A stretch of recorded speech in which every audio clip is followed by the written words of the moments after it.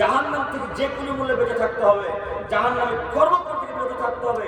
সেই কর্মকর একটি কর্ম হচ্ছে সালাত।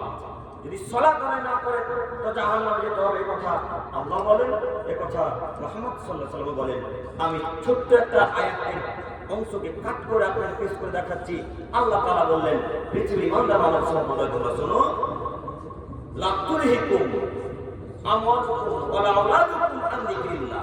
একটু দিকে তাকান চাচা, একটু দিকে দেখেন, আমার দিকে দেখেন। আল্লাহ তাআলা বলছেন, পৃথিবীর মানুষ তোমরা যারা ঈমান এনেছো তোমাদেরকে বলছি, তোমরা তোমার ধন সম্পদ পেয়ে, জমি জায়গা পেয়ে, ছেলে মেয়ে পেয়ে আমার জিকির অর্থাৎ সালাত থেকে দূরে সরে যেও না। এর জিকিরের অর্থ হলো সালাত। বুঝা যায় না কথা? আমার সালাত থেকে দূরে সরে যেও না। অমাইয়া কাযালিক, যদি তোমরা এমনটা করো ফাউলাইকা হুমুল খাসিরুন, তাহলে তোমরা ক্ষতিগ্রস্তদের অন্তর্ভুক্ত হবে। অত্র আয়াতে চারটি কথা। এক, ঈমানদার মানব সম্প্রদায় শোনো, তোমরা ছেলে মেয়ে পেয়ে আমাকে ভুলে যেও না, তোমরা ধন দৌলত পেয়ে আমাকে ভুলে যেও না, তোমরা জমি জায়গা টাকা পয়সা পেয়ে আমাকে ভুলে যেও না। যদি তোমরা ভুলে যাও ফাউলাইকা হুমুল খাসিরুন, তাহলে তোমরা ক্ষতিগ্রস্তদের অন্তর্ভুক্ত হবে। এবার আপনি বলেন, ক্ষতিগ্রস্তদের অন্তর্ভুক্ত কারা? যারা ঈমান এনেছে তারা। ক্ষতিগ্রস্তদের অন্তর্ভুক্ত কারা? যারা মুমিন ব্যক্তি তারা। ক্ষতিগ্রস্তদের অন্তর্ভুক্ত হচ্ছে বেদাতি মানুষেরা, ক্ষতিগ্রস্তদের অন্তর্ভুক্ত হচ্ছে ইহুদি ভাইয়েরা, ক্ষতিগ্রস্তদের অন্তর্ভুক্ত হচ্ছে খ্রিস্টানেরা, ক্ষতিগ্রস্তদের অন্তর্ভুক্ত হচ্ছে ইহুদিরা, সাঁওতালেরা, গম জামা এক কথা মুসলিম বাদ দিয়ে, ইমানদার ব্যক্তি বাদ দিয়ে পৃথিবীতে যত জাতি আছে, যত মানুষ আছে, এরা সব কার অন্তর্ভুক্ত? কথা বলে না। ক্ষতিগ্রস্তদের অন্তর্ভুক্ত। তো আমাদের আল্লাহ বলছে, যারা সালাত আদায় করে না, যারা ছেলে মেয়েকে আমাকে ভুলে গেল, জমি জায়গাকে আমাকে ভুলে গেল, তারা এর অন্তর্ভুক্ত। খ্রিস্টান যদি এখন জাহান্নামে যায়, তো যারা আল্লাহকে বলে দিয়েছে তারা এখন কোথায় যাবে? জাহান্নামে। তো আজকে থেকে আল্লাহকে স্মরণ করবে ইনশাআল্লাহ, পারবেন ইনশাআল্লাহ। আল্লাহকে ডাকেন, মানে আল্লাহকে ডাকে সাড়া দেবে না। আল্লাহ স্পষ্ট বলছেন, শুনে রাখো, যারা ক্ষতিগ্রস্ত ইহুদি খ্রিস্টান, এদেরকে যেমন জাহান্নামে দিব, ঠিক তেমনই আমাকে ভুলে তাদেরকে আমি আল্লাহ জাহান্নামে দেবো। সম্মানিত মুরব্বী সাহেব, আচ্ছা একটু বলেন তো, ফরজ সালাত আদায় করতে খুব জোর সময় লাগে কত মিনিট? 10 মিনিট। আর যদি আল্লাহকে খুব ভালোভাবে ডাকে, খুব মনোযোগ দিয়ে চোখ দিয়ে পানি বের করে অন্তর ফাটিয়ে যদি আল্লাহকে ডাকে, তো অন্তত সময় লাগে 15 থেকে 16 মিনিট। এর থেকে আর বেশি সময় লাগবে, তাই না? তাই না ভাই? তার থেকে বেশি সময় লাগবে না। তো আপনি 15 থেকে 16টা মিনিট আল্লাহর জন্য মসজিদে এসে নষ্ট করতে পারেন না, খরচ করতে পারেন না। আর ভোট পদ্ধতিতে যেমন আপনাদের এমএলএ ডাকছে, ঠিক তখন ঔরঙ্গাবাদের পেছনে ভোট পদ্ধতি করতে পারছেন। সালাতের জন্য 10টা মিনিট নষ্ট করতে পারেন না, ব্যয় করতে পারেন না, কিন্তু ভোটের মিছিলে গিয়ে 2 ঘন্টা 3 ঘন্টা ঠিকই নষ্ট করছেন। পারেন না? পারেন না তো?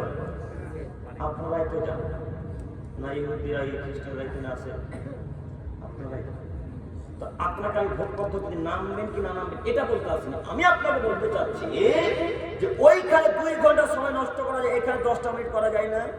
যাই তো করলেন না কেন? ওই যে আল্লাহ বললেন, টাকার পিছনে ছুটে যারা সময় নষ্ট করবে, যারা ধন দৌলতের পিছনে ছুটে সময় নষ্ট করবে, এদেরকে আমি আল্লাহ জাহান্নামে দেবো। শুনুন মুরব্বী সাহেব, সম্মানিত যুবক, আপনাকে বলে আপনি শ্রবণ করুন। আপনি যে ফার্স্ট কাতারে দাঁড়িয়ে স্লোগান দিতে দিতে শুরু করলেন, অমুক নেতার চরিত্র ফুলের মতো পবিত্র, অমুক এমপি চরিত্র ফুলের মতো পবিত্র, অমুক এমএলএ চরিত্র ফুলের মতো পবিত্র। এই যুবক, এই ছাত্র সমাজ ভাই, তোমাদেরকে বলছি, তুমি যে নেতার গুণগান গাই, তুমি জানো তার চরিত্র ভালো না খারাপ?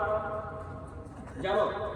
এই যুবক ভাই, তোমাদেরকে বলছি, শোনো, তুমি আমার সমবয়সের ছেলে, তোমাকে বলছি, তুই যে নেতার গুণগান গাইলে পার্টিতে নেমে, রাস্তাতে নেমে, কলেজের মোড়ে, রাস্তার মোড়ে, ঔরঙ্গাবাদের মোড়ে, আর সাজুর মোড়ে, তুমি বলছো অমুক নেতার চরিত্র ফুলের মতো পবিত্র, অমুক এমপির চরিত্র ফুলের মতো পবিত্র, অমুক এমএলএর চরিত্র ফুলের মতো পবিত্র। তুমি জানো যুবক তার চরিত্র ভালো না খারাপ? কেন তার চরিত্র গুণগান গাইলে? তুমি খোঁজ নিয়ে দেখো যুবক, হাজার হাজার কোটি টাকা তোমাদের এই এলাকার মানুষের মেরে খেয়েছে, হাজার হাজার কোটি টাকা। তুমি খোঁজ নিয়ে দেখো, তোমাদের এটা ঢালাই রাস্তা তো নাকি? এই ঢালাই রাস্তা, হাজারো ঢালাই রাস্তা করতে বাকি আছে। খোঁজ নিয়ে দেখো, তুমি কেন চরিত্রের গুণগান গাইলে? আল্লাহ বলছেন, ইন্নামিল খিয়ারিকুম আশরাফু আখলাকা, পৃথিবীর মানুষ মনে রাখো, ওই লোকটা আমার কাছে সবথেকে উত্তম, ওই লোকটা আমার কাছে সবথেকে ভালো, যার চরিত্র ভালো, যার ব্যবহার ভালো, তার তার ব্যবহার আল্লাহর সব থেকে উত্তম নিকট প্রিয়, যার চরিত্র যার ব্যবহার ভালো। আপনি কেন তার চরিত্রের গুণগান গাইলেন? কেন গুণগান গাইলেন? আপনার আব্বাকে জিজ্ঞাসা করেন, আপনার আব্বা ভাতা পেত 2 বছর আগে, এখন আর ভাতা পাই না। বার্ধক্য ভাতা পায় আপনার আব্বা এখন? তো বার্ধক্য ভাতাটা আপনাদের ইমাম সাহেব খেয়েছে নাকি? হ্যাঁ, কথা বলে না। আপনার মা ওই বৃদ্ধা হয়ে গেছে, সাদা কাপড় আপনার মায়ের জন্য মমতা খালা মাসের মাস পাঠায় বা বছরের বছর পাঠায়, রমজান মাসে বিশেষ করে পাঠায়। তো এই কাপড় আপনার মাকে আপনাদের এমপি সাহেব, এমএলএ সাহেব, মেম্বার সাহেব আপনি ফিরিয়ে দিয়েছে? কথা বলো। আচ্ছা, চেয়ারে কি আছে গো? আমি না আপনারা? হ্যাঁ, আমি তো এই নতুন জালাদিপুরের মানুষ যদি মারে তো আমাকে মারবে না আপনাদেরকে? আমাকে তো কথা বলতে আপনাদেরকে ভয় লাগছে? হ্যাঁ, আপনাদেরকে ভয় লাগে না? তো আপনারা প্রথম বাক্যে বললেন তো কথা বললেন আমার সাথে। এবার আপনাকে বলি যে ওই যে মায়ের কাপড় এখন পর্যন্ত আপনার মেম্বারশিপ ঘুরিয়ে দেয়নি, বলে আপনার মেম্বারের চরিত্র ফুলের মতো পবিত্র, আপনার এমপি চরিত্র ফুলের মতো পবিত্র, আপনার এমএলএ চরিত্র ফুলের মতো পবিত্র। তো তুমি যুবক কাপড় শিক্ষিত নয় আর নোংরা সন্তান, তুমি কেন চরিত্র গুণগান গাইলে? তুমি খোঁজ নিয়ে দেখো, হাজার হাজার নারীর সাথে তোমার অবৈধ সম্পর্ক চলে, হাজার হাজার নারীর সাথে। যুবক কেন চরিত্র গুণগান গাইলে? হিসাব পাও না যুবক? তোমার বিদ্যাকে, তোমার বুদ্ধিকে, তোমার বাক্যে, তোমার বিদ্যাকে কোন স্তরে পুঁতে দিতে এসেছি। যে বিদ্যা হারাম ভাবে পার্থক্য করতে পারে না, যে বিদ্যা ফেরিক বেদাকে পার্থক্য করতে পারে না, যে বিদ্যা কোনো ভালো মন্দ বুঝতে পারে, এই বিদ্যাকে মাটির তলে না রেখে মাটির তলে পুঁতে দাও, অনেক ভালো। তুমি তার গুণগান গাইলে? তুমি জানো না তোমাদের এলাকার এখন রাস্তা বাকি আছে, তোমার এমএলএর পকেটে, এমপির পকেটে, মেম্বারের পকেটে এখন টাকা ঢুকে আছে, তুমি জানো না? তোমার এমপি জানে না? বুখারী মুসলিম আল্লাহ নবী সাল্লাল্লাহু আলাইহি ওয়াসাল্লাম বলছেন যে ওই সাহাবা জাহান্নামে যাবে। কে? মিদাম। তো মিদাম কেন জাহান্নামে যাবে এটা আপনারা দেখাই মুসলিম ও মিসকাতের হাদিস। আচ্ছা, সহিহ মুসলিমের হাদিসে কোনো সন্দেহ আছে? না, সন্দেহ নাই। এবার একটু আপনাকে হাদিস জানলে তো বুঝতে পারেন না আমার বক্তব্যের বিষয় কি ছিল বলেন তো দেখি। জাহান্নামে যাওয়ার কারণ আপনারা যদি বক্তব্য মিলাবেন, মিলছে কিনা দেখবেন। তো আবু হুরায়রা রাদিয়াল্লাহু তাআলা আনহু বিখ্যাত সাহাবী, সবাই তো জানেন, বিখ্যাত সাহাবী, তিনি বলছেন আল্লাহ নবীকে একটা গোলাম একটা লোক উপহার দিয়েছিল। ইউকাল্লাহু মিদাম। ওই লোকটার নাম কি? মিদাম। লোকটাকে মিদাম নামে ডাকা হতো। তো রাসূল সাল্লাল্লাহু আলাইহি ওয়াসাল্লামের তিনি গোলাম ছিলেন। আল্লাহ নবী যা করতো তিনি এগিয়ে দিতেন। যখন তিনি উট থেকে নামতেন তখন উটের উপর থেকে হাওদা নামাতেন, নামিয়ে দিতেন। তো এটা কিছুটার জন্য মনে করেন উট, এখানে আমাদের নবী বসে, একটু দেখেন তো এটার উপর আমার নবী বসে, এটার নাম হাওদা। উটের পিঠের বসা জায়গাটার নাম কি বলে? হাওদা। এই হাওদাটা মিদাম নামাচ্ছেন। তো মিদাম নামাতে নামাতে কোন দিক থেকে যে একটা তীর আসলো, কাফের বা যে হোক চালালো, তো মিদামের গায়ে তীরটা এসে লাগলো। যেমনই মিদামের শরীরে লাগা, মিদাম কিন্তু সঙ্গে সঙ্গে মৃত্যুবরণ করলেন। তো পাশে আশেপাশে বিখ্যাত বিখ্যাত সাহাবা দাঁড়িয়ে আছে, আশেপাশে বড় বড় সাহাবী আবু হুরায়রা, আবু বকর, ওমর, উসমান, আবু আব্দুল্লাহ আব্বাস, আব্দুল্লাহ ইবনে ওমর, বিখ্যাত বিখ্যাত বড় বড় সাহাবা একরাম দাঁড়িয়ে আছেন। সবাই নিজ নিজ ভাষাতে বলতে শুরু করলেন, আমি আল্লাহর জান্নাত, মিদাম জান্নাতি মানুষ, আমি আল্লাহর জান্নাত, মিদাম জান্নাতি ব্যক্তি, আমি আল্লাহর জান্নাত। আরে মিদাম তো জান্নাতি মানুষ, মিদাম তো শহীদ হয়ে মারা গেল, অর্থাৎ মিদাম জান্নাতে যাবে। এই কথা আমার নবীর কানে গেল। আমার নবী কিন্তু পিছনে ঘরে আছে। আল্লাহর নবী ঘর থেকে বেরিয়ে এসে ডাইরেক্ট এসে বলছে, কাল্লা, কখনো নয়, আল্লাযী নাফসি বিয়াদিহি, সেই সত্তার কসম করে বলছি যার কাছে আমার জান রয়েছে, আমি মুহাম্মদ আল্লাহ কসম করে বলছি যে রবের কাছে আমার জান রয়েছে, মিদাম জান্নাতে যাবে না, মিদাম জান্নাতে যাবে না, মিদাম জান্নাতে যাবে না, মিদাম জাহান্নামে যাবে, মিদাম জাহান্নামে যাবে। কেন? খাইবারের যুদ্ধের মাল বন্টন করবে, মিদাম একটা চাদর চুরি করেছিল। কি চুরি করেছিল? চাদর। মিদাম খাইবারের যুদ্ধের মাল ভাগ হয়নি, বন্টন হয়নি, তার আগে চুরি করে যুদ্ধ করে বাড়ি বাড়ি লেগেছিল একটা চাদর। তাই বললেন এই চাদরটা মিদামকে জাহান্নামে ধরার জন্য খেপে গেছে, এই জাহান্নামের চাদরটাকে ফেলে দেওয়া হয়েছে। মিদামকে যেমনই কবরে রাখা হবে, ঠিক জাহান্নামের চাদরটা তাকে লেপটে ধরে জ্বালিয়ে পুড়ে ছারখার করে একাকার করে দেবে। এই কথা যেমনই আল্লাহ রাসূলের মুখ থেকে বের হওয়া, উপস্থিত সাহাবায়ে কেরাম যে যা চুরি করেছিল সব রাসূলের কাছে এসে উপস্থিত, যে যা চুরি করেছিল। তো একটা লোক জুতার ফিতা চুরি করেছেন, জুতার ফিতা কেউ পরে নেয় আপনারা? এই তো দেখেন এই ভাইটা পরে আছে, এই জুতার ফিতা একটা সাহাবী চুরি করেছে। কে চুরি করেছিল? সাহাবী। বক্তব্য একটু মনোযোগ দিয়ে শ্রবণ করেন। তো জুতার ফিতাটার দাম কত বলেন তো দেখি?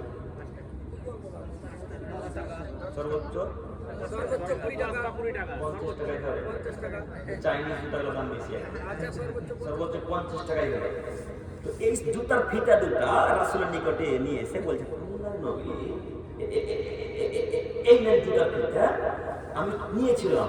আল্লাহর নবী, একটা কথা ছিল কি, আল্লাহর নবী, কেউ যদি একটা জুতার ফিতা চুরি করে তবুও কি তাকে জাহান্নামে নিয়ে যেতে হবে? এটা প্রশ্ন। তখন আল্লাহ নবী বলছেন, সিরাকুল মিনান নার অসিরাকাল মিনান নার। শোনো, কেউ যদি একটা জুতার ফিতা চুরি করে তবুও সে জাহান্নামে যাবে, কেউ যদি দুটো জুতার ফিতা চুরি করে তবুও সে জাহান্নামে যাবে। এবার আপনি বলেন, জুতার ফিতার দাম যদি 50 টাকা হয়, ওই লোকটা জুতার ফিতা চুরি করার কারণে জাহান্নামে গেল, তা আপনার নেতা রাস্তার টাকা কোটি কোটি টাকা পকেটে রেখে যাবে, জান্নাতে ফেরত দেওয়া যাবে? হিসাব করে কথা বলা উচিত। আপনি কেন একটু গুণগান জানেন অমুক নেতার চরিত্র ফুলের মতো বলি বললেন? কেন বললেন? একটু বিবেচনা করা লাগে কথা বলার পূর্বে। কেন আপনি বিবেচনা করলেন না? আল্লাহ সাল্লাল্লাহু আলাইহি জাহান্নামের ঘোষণা করলেন। তো লাখ লাখ কোটি টাকা যারা রেখেছে তারা এখন কোথায় যাবে? তো দিন রাত তো হজ করে আসছেন মক্কা মদিনা থেকে, দিন রাত। হ্যাঁ, মনে করে যে হজ করে সব টাকা মিটে গেল, সব পাপ মিটে গেল। হজ করে সব পাপ মিটে যায় না। এই লোকটা, এই ভাইকে আমি এখন গালি দিয়ে চলে গেলাম, ওই কাবা ঘরে গিয়ে বলছে, আল্লাহ আব্দুর রহমানকে গালি দিয়েছে, তুমি ক্ষমা করো, আল্লাহ ক্ষমা করো, আল্লাহ ক্ষমা করো। তখন আল্লাহ বললো, আব্দুল করিম সাহেব, এটা যে আমার পাপ নয়, এটা আব্দুর রহমানের সাথে জড়িত পাপ। যাও, ক্ষমা নিতে হলে পশ্চিমবঙ্গে ফিরে গিয়ে মুর্শিদাবাদ জেলার অমুক থানা থেকে ভিক্ষা চেয়ে বলো, আব্দুর রহমান তোমাকে গালি দিয়েছে, তুমি ক্ষমা করো। ওই যদি ক্ষমা করতো আমি আল্লাহ ক্ষমা করবো, তার আগে আমি আল্লাহ ক্ষমা করবো না। তো আপনার ডিলারের কি হবে তাহলে? এখন তো আপনার ডিলার কিছু হবে না।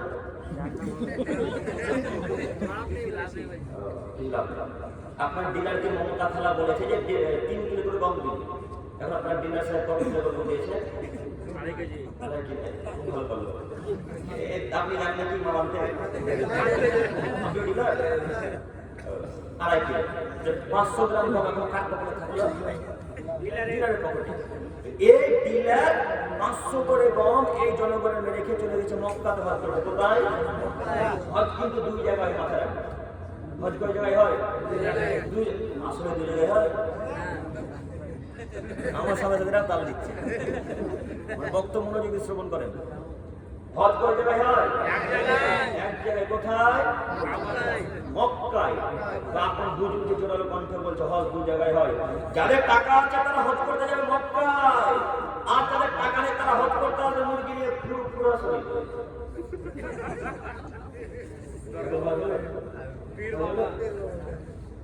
তো আপনি বুঝতে পারেননি কার কথা বলছি? আমি তো নামের কথা বলি না, বলবো না ইনশাআল্লাহ। তো ওই হুজুর যে বলছে হজ করতে যাবে যাদের টাকা, তারা মক্কায় যাদের টাকা তারা মুরগি নিয়ে আসবে ফুরফুরাতে, তুই কিসের ভিত্তিতে বললো গো? কিসের ভিত্তিতে? আল্লাহ নবী এমনি বললেন যে জাহান্নামে আলেমেরাও যাবে, আল্লাহ নবী এমনি বললেন যে জাহান্নামে ওরাও যাবে, মৌলবীরা মুয়াজ্জিনরাও মৌলবীরাও যাবে জাহান্নামে, এমনি বললেন। এই জন্য আল্লাহ নবী কিয়ামতের পূর্ব লোকের হাদিস বলতে গিয়ে তিনি বলছেন, কিয়ামতের পূর্বে এমন একটা যুগ আসবে জাহান্নামের গেটে দাঁড়িয়ে থাকবে আলেম সমাজ। কার দাঁড়িয়ে থাকবে? আলেম সমাজ। এই আলেমগুলা বক্তারা সারা পৃথিবীর মানুষকে আহ্বান করবে, সারা পৃথিবীর মানুষ ওই আলেমকে ডাকে, সারা দিকে আহ্বানে সারা দিনে সারা পৃথিবীর মানুষ তাদের নিকটে চলে যাবে। ওই জাহান্নামে যাবে আলেম যেমন, যত লোক তার ডাকে সারা দিনে এরাও সব জাহান্নামে যাবে তেমন। এবার আপনি বলেন, আপনার যে হুজুর বলেছে হজ এখানে হয়, তো কিসের ভিত্তিতে বললো? প্রমাণ ছাড়া তো ইসলাম চলে না। চলে? ইসলাম তো প্রমাণ ছাড়া চলে না। তারপর আমরা আহলে হাদিস মানুষ, আমরা তো এই কথা বিশ্বাস করি না। তা আপনার হুজুর যখন বললো তখন বিরোধিতা করলেন না, আমাদের কিছু বিরোধিতা করতে হবে। বিরোধিতা করার অধিকার আপনারা রাখেন না? রাখেন তো, কেন করলেন না? কেন বললেন যে ওই লোকটা ভুল কথা বললো, আপনি সমর্থন করলেন কেন? শুধু কি তাই? আমরা ওই হুজুর বলছে, আমি জাহান্নামের কথা বলছি, বারবার মনে রাখবেন, আমি শুধু দেখাতে চাচ্ছি জাহান্নামের কারণ। আমরা ওই হুজুরই আবার বলছে, শোনো, আব্দুল কাদের জিলানী রাহিমাহুল্লাহ মায়ের পেট থেকে বেরিয়ে এসে একটা পুত্রকে হত্যা করেছিল। শোনেননি ঘটনা? যদিও আহলে হাদিস থেকে আপনারা শুনবেন না, না শোনাটাই স্বাভাবিক। তবে আপনাকে একটু বলি, আব্দুল কাদের জিলানী রাহিমাহুল্লাহ, তার মায়ের পেটে আছে, বা পেটে ভেতরে আছে, তার মায়ের পেটে এখনো পৃথিবীর বুকে ফিরে আসেনি। তো একটা ভিক্ষুক তার মায়ের কাছে ভিক্ষা চাইতে এলো, ভিক্ষা চাইতে এসে তার মাকে দেখে তিনি কুমন্ত্রণা করলেন, তিনি খারাপ চিন্তা ভাবনা করলেন যে যাই হোক আব্দুল কাদেরের মা খুব সুন্দর বা ইত্যাদি ইত্যাদি, তার সাথে জেনারা বিচার করলো, এরকম ফকিরটা ফিরে আসলো, এটা সাধারণ মানুষের চিন্তাটা আসে, এরকম চিন্তা ভাবনা আসলো। যে এমনই লোকটার মাথাতে এরকম চিন্তা ভাবনা আসা, আব্দুল কাদের জিলানী তার মায়ের পেট থেকে বেরিয়ে এসে লোকটাকে হত্যা করে দিল।